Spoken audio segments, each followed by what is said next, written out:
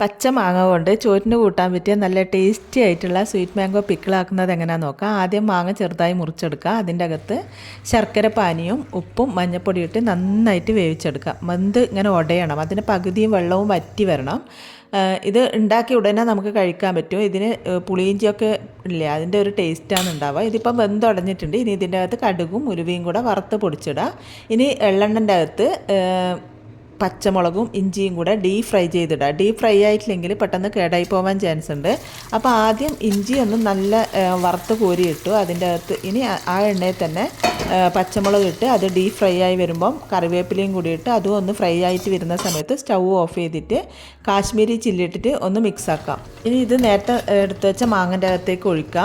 നേരത്തെ ഇട്ട കടുകും ഉലുവയും ഇതും ഒക്കെ ഒരുമിച്ച് മിക്സ് ചെയ്തതിന് ശേഷം ഇത് തണുക്കാൻ വെക്കുക. തണുത്ത ഉടനെ ഒരു കുപ്പിയിലാക്കിയിട്ട് വെക്കാം.